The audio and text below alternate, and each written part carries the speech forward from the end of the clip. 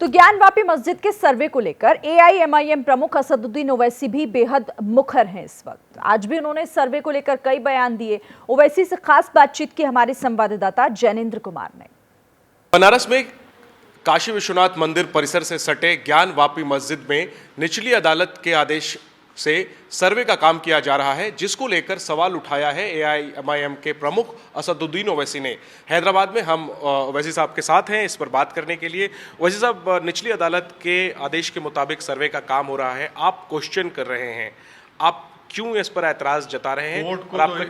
Court को तो ये चाहिए था कि वो इस पिटीशन को खारिज कर देते, क्योंकि पार्लियामेंट का एक्ट है 1991 places of religious worship act. Court को तो एंटरटेन करना ही नहीं चाहिए था इस तरह के फ्रिवलेस पिटीशन को। वो एक एक्ट का वायलेशन है। दूसरा, बाबरी मस्जिद का जो टाइटल डिस्प्यूट का जो जजमेंट आया सुप्रीम कोर्ट में, उसमें जजमेंट में कहा गया कि 91 का जो एक्ट है वो बेसिक स्ट्रक्चर का संविधान का हिस्सा है। लोअर कोर्ट कैसे जाएगा सुप्रीम कोर्ट के खिलाफ? इसीलिए हम उस सर्वे की कोर्ट के फैसले के हम खिलाफ हैं।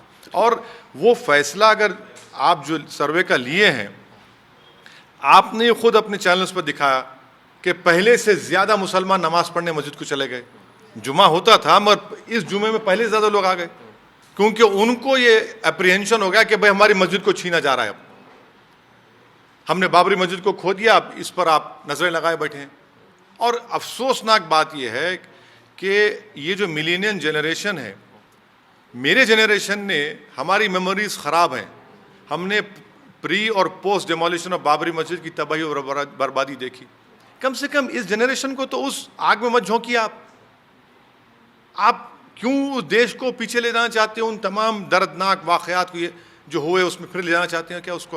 आपने जो कहा कि मुस्लिम डरे हुए हैं, डरे नहीं है। मुसलमानों को इस बात का एक खदशा है कि जिस तरह से बाबरी मस्जिद के ताले खोले गए थे, और जो बाबरी मस्जिद के ताले खोले गए थे, कोई मुसलमान पिटिशनर नहीं था वहाँ पर। राजीव गांधी की सरकार थी, उस ज़माने में कंप्यूटर नहीं था। कई पेजेस का ऑर्डर सिर्फ चंद मिनटों में दे दिया गया और हमको सुना भी नहीं गया। और उसके बाद तो देखा आपने क्या क्या नहीं हुआ उसके बाद।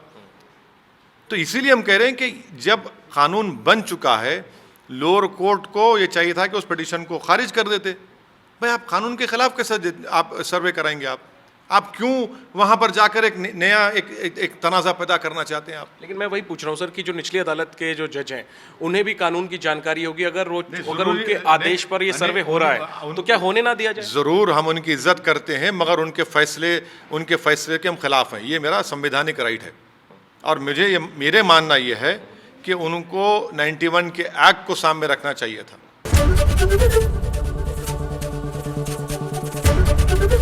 एबीपी न्यूज़ आपको रखे आगे।